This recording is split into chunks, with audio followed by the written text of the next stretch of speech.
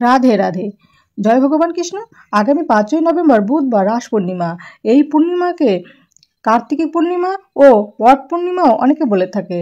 কার্তিক মাসে যে বিশেষ পূর্ণিমায় ভগবান কৃষ্ণের প্রেমে মুগ্ধ হয়ে গোপিনীরা সংসার পরিত্যাগ করে বৃন্দাবনের সমবেত হয়েছিলেন, সেটি হলো রাস পূর্ণিমা। নমস্কার বন্ধুরা, আজকে নতুন পর্বে আপনাদের সকলকে জানাই স্বাগত। বন্ধুরা, এই ভিডিও থেকে আমরা জেনে নেব রাস পূর্ণিমার এবং শ্রী শ্রী সত্যনারায়ণ পূজার শুভ মুহূর্তের সম্পূর্ণ সময়সূচি। বন্ধুরা, ভারতীয় পঞ্জিকা অনুসারে 4 নভেম্বর 2025 মঙ্গলবার রাত 9:22 পূর্ণিমা তিথি শুরু হচ্ছে এবং 5ই নভেম্বর বুধবার রাত 7:06 পর্যন্ত পূর্ণিমা তিথি থাকবে। এই দিনে অর্থাৎ 5ই নভেম্বর বুধবার পালিত হবে রাস পূর্ণিমা এবং ভগবান শ্রীকৃষ্ণের রাসযাত্রা ও পূর্ণিমার নিশি পালন ও ব্রত উপবাস পালিত হবে। রাধা কৃষ্ণের রাসযাত্রা অনুষ্ঠিত হবে 5ই নভেম্বর বুধবার। শ্রী শ্রী সত্যনারায়ণ পূজার শুভ মুহূর্ত হবে 5ই নভেম্বর বুধবার সন্ধ্যা 4:53 থেকে সন্ধ্যা 6:29 মধ্যে শ্রী শ্রী সত্যনারায়ণের পূজা ও ব্রত এবং গোস্বামী মতে ভগবান শ্রী শ্রীকৃষ্ণের রাসযাত্রা। স্মার্ত মতে 5 নভেম্বর বুধবার রাত 7:06 মধ্যে ভগবান শ্রী শ্রীকৃষ্ণের রাসযাত্রা। নবদ্বীপ ধামে 5ই নভেম্বর বুধবার ভগবান শ্রী শ্রীকৃষ্ণের রাসযাত্রা এবং শ্রী শ্রী গৌরাঙ্গ মহাপ্রভু রাসযাত্রা। পূর্ণিমার নিশি পালন হবে 4 নভেম্বর 2025 মঙ্গলবার। কোনো কারণে যদি পূজা করতে নাও পারেন, শুধুমাত্র এই ব্রত মাহাত্ম্যটি শ্রবণ করে রাধাকৃষ্ণের কাছে ভক্তিপূর্বক প্রণাম করবেন।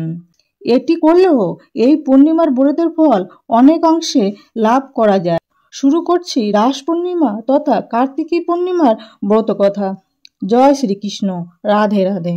এই পবিত্র রাস পূর্ণিমার ব্রত কথাটি বিষ্ণু পুরাণে বর্ণনা করা হয়েছে। ভগবান ব্রহ্মা ও অন্যান্য দেবতাদের পরাজিত করার পর কামদেবের অহংকার প্রবল উচ্চতায় পৌঁছে যায়। তাই তিনি কৃষ্ণকে নিজের জয়ের তৃষ্ণা মেটানোর জন্য অনুরোধ করলেন। শ্রীকৃষ্ণ তখন কামদেবের সমস্ত পরিকল্পনা বুঝতে পারলেন। শ্রীকৃষ্ণ তখন কামদেবকে শীতের আগে ঋতুতে কার্তিক পূর্ণিমা রাতে বৃন্দাবনে যাওয়ার কথা বললেন। তিনি বললেন, ওই দিব্য রাতে তিনি কোটি কোটি গোপীদের সঙ্গ উপভোগ করবেন। যদি তাদের কারুর প্রতি আমার সামান্যতম আবেগও থাকে, আপনি জিতে যাবেন, অন্যথায় আপনি হেরে যাবেন। সেই রাতে ভগবান কৃষ্ণ যোগমায়ার দ্বারা সমস্ত বৃন্দাবনের উজ্জ্বলতা এবং দেবত্ব আরও বৃদ্ধি করলেন। এই উদ্দেশ্য সাধনের জন্য এটি একটি নিখুঁত রাত ছিল। বৃন্দাবনে ফুল ফুটেছিল, পূর্ণিমা আরও উজ্জ্বল হয়েছিল এবং যমুনার নদীর তীরে শীতল মৃদুমন্দ বাতাস বয়েছিল। এই উত্তেজক পরিবেশের মধ্যে ভগবান কৃষ্ণ তার বাঁশিতে একটি মায়ামার সুর বাজাতে লাগলেন। সুরটি গোপীদের আকৃষ্ট করেছিল, তাদের আবেগ শীর্ষে উঠেছিল এবং ভগবান কৃষ্ণের প্রতি ভালোবাসার প্রভাবে তারা সকলেই তাদের সমস্ত ভয়, বন্ধন, ধৈর্য এবং লজ্জাকে পিছনে ফেলে তাদের প্রিয় কৃষ্ণের সাথে দেখা করতে দৌড়েছিল। তাদের মধ্যে কয়েকজনকে তাদের স্বামীরা বাধা দিয়ে বাড়িতে টেনে নিয়ে যায়, কিন্তু শুধুমাত্র তাদের শারীরিক দেহটি রয়ে গেল। তাদের আত্মা চলে গেল বৃন্দাবনের গোবিন্দের সঙ্গে দেখা করতে। যমুনা নদীর তীরে বৃন্দাবনের গোপীরা তাদের পরিচিত কদম গাছের নিচে বৃন্দাবন বিহারীকে দেখতে পেলেন। যোগমায়া সমস্ত গোপীদের মাথা থেকে পায়ের পাতা পর্যন্ত সুন্দরভাবে সাজিয়ে দিল। আসলে ওই গোপীরাও কিন্তু সাধারণ নারী ছিলেন না। মৈত্রী জিজ্ঞাসা করলেন, গোপীরা কৃষ্ণকে তখন পরব্রহ্ম বলে গণ্য করেনি, তখন তাদের আবেগের ভিত্তি কি ছিল? পরমেশ্বর বললেন, শিশুপালের মতো একজন হতভাগ্য ব্যক্তি যিনি সর্বদা ভগবান কৃষ্ণকে তুচ্ছ তাচ্ছিল্য করতেন, তিনি যদি সর্বোত্তম পথ পেতে পারেন, তখন গোপীদের জন্য অন্য কোনো সন্দেহ থাকাই উচিত নয়। যাদের ভগবানের প্রতি এত গভীর অনুরাগ ছিল, তাই গোপীরা এসে শ্রীকৃষ্ণকে ঘিরে জড়ো হলেন তাদের ভক্তির পরীক্ষা করতে এবং কামদেবের সম্মান বৃদ্ধি করার জন্য। কৃষ্ণ তাদেরকে বললেন, হে গোপীবৃন্দ, এই রাতে তোমাদের পক্ষে এখানে থাকা উপযুক্ত নয়। তোমরা বাড়ি ফিরে যাও এবং তোমার স্বামীর সেবা করো। তোমার কর্তব্য অবশ্যই করতে হবে, কিন্তু আগে তোমার স্বামী এবং সন্তানের কাছে যাও এবং তাদের সান্ত্বনা দাও। গোপীরা অবশ্য বলল, হে গোবিন্দ, আমরা সমস্ত জাগতিক কামনা বাসনাকে পিছনে ফেলে তোমার কাছে এসেছি। এখন ফিরে যাওয়া আমাদের জীবনকে নষ্ট করার মতো। তোমার পায়ের কাছে থাকার পরও কেউ যদি জাগতিক কাজে ফিরে আসে, সেটাই তো সব থেকে বড় দুর্ভাগ্যের ব্যাপার। এই কথাগুলো গোপীদের দিব্য অনুভূতির প্রতিফলন ঘটিয়ে ভগবান কৃষ্ণকে অত্যন্ত প্রসন্ন করল। তিনি তাদের সঙ্গ উপভোগ করতে লাগলেন। কিন্তু প্রভু সান্নিধ্যের কারণে গোপীদের মধ্যে একটা অহংকার বোধ কাজ করতে লাগলো। তারা নিজেদেরকে অত্যন্ত সৌভাগ্যবতী মনে করতে শুরু করলেন। তাদের মনের অহংকার দূর করতে এবং তাদের প্রকৃত শিক্ষা দেওয়ার নিমিত্ত ভগবান শ্রীকৃষ্ণ তাদের মধ্য থেকে অদৃশ্য হয়ে গেলেন। ভগবানের অন্তর্ধানের পর গোপীরা কিংকর্তব্য বিমূঢ় হয়ে পড়লেন।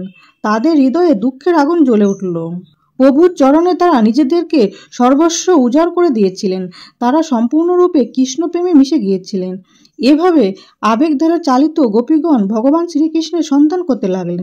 তারা গাছ, লতাপাতা এবং বনের পাখিদের কাছে তাদের প্রিয়তমা কোথায় জানতে চাইলেন। তখন তারা এক জায়গায় তার পায়ের ছাপ দেখতে পেলেন এবং যেখানে শ্রীকৃষ্ণের পায়ের ছাপ ছিল তার পাশেই তারা রাধারানীর পায়ের ছাপও দেখতে পেলেন। প্রকৃতপক্ষে ভগবান শ্রীকৃষ্ণ গোপীদের মধ্যে থেকে অন্তর্হিত হওয়ার পর রাধারানীকে নির্জন স্থানে নিয়ে গিয়েছিলেন, যার ফলে রাধারানী অন্য গোপীদের থেকে নিজেকে শ্রেষ্ঠ ভাবতে শুরু করে। তারা একসাথে পথ চলছিলেন, রাধা এবং কৃষ্ণ। এক সময় রাধা কৃষ্ণকে বললেন, হে প্রভু, আমি এখন আর হাঁটতে পারছি না, আমার কোমল পা ক্লান্ত হয়ে গেছে, দয়া করে আমাকে আপনার কাঁধে নিয়ে যেখানে খুশি নিয়ে যান। তার অনুরোধে ভগবান শ্রীকৃষ্ণ কাঁধে নিয়ে যেতে রাজি হলেন, কিন্তু রাধারানী তার কাঁধে উঠতে নাই তিনি সেখান থেকে অর্থাৎ কৃষ্ণ অদৃশ্য হয়ে গেলেন। এরপর রাধারানী সেখানে বসে কাঁদতে লাগলেন এবং অজ্ঞান হয়ে মাটিতে লুটিয়ে পড়লেন। অন্যান্য গোপীরা সেখানে এসে রাধাকে মাটিতে অচেতন অবস্থায় পড়ে থাকতে দেখলেন। রাধা সহ সকল গোপীগণ তখন যমুনার তীরে ফিরে আসেন এবং কৃষ্ণের আবির্ভাবের জন্য অধীর আগ্রহে অপেক্ষা করতে লাগলেন। গোপীরা এরপর থেকে কৃষ্ণের বিরহে দিন অতিবাহিত করতে লাগলেন। তাদের এই অবস্থা দেখে ভগবানের হৃদয় গলে গেল এবং তিনি তার ধৈর্যকে বিসর্জন দিয়ে গোপীদের মাঝখানে এসে হাজির হলেন। তার সুন্দর মুখে একটা ছোট্ট হাসি খেলে গেল। তিনি তাজা বৈজয়ন্তী ফুলের মালা এবং হলুদ বস্ত্র পরিধান করেছিলেন। তার সৌন্দর্য কামদেবকেও নাড়া দিতে পারত। তাদের মাঝে আবারও কৃষ্ণকে দেখে গোপীরা নতুন জীবন লাভ করে।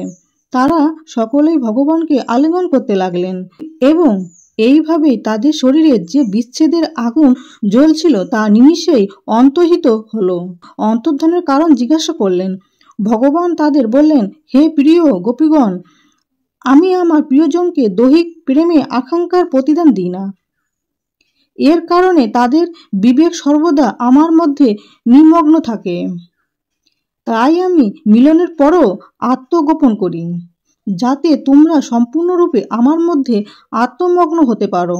গোপিনীরা বুঝলেন যে ত্রিজগতের প্রতি শ্রীকৃষ্ণকে কোনো বন্ধনে আটকে রাখা যায় না। যাদের চেতনা সম্পূর্ণরূপে কৃষ্ণপ্রেমে মগ্ন, ভগবান তার কাছেই ধরা দেন। সেই প্রেমের নেই কোনো আকাঙ্ক্ষা, নেই কোনো দৈহিক চাহিদা, নেই কোনো অহংকারের প্রতিফলন, নেই কোনো বন্ধনে আটকে থাকা। এইভাবেই শ্রীকৃষ্ণ মানব জীবনের পরমার্থ বুঝিয়ে ব্রজ গোপীদের অন্তর পরিশুদ্ধ করলেন। এর ফলে যেমন গোপীদের মনের অহংকার চূর্ণ হলো, তেমনি চূর্ণ হলো কামদেবেরও অহংকার।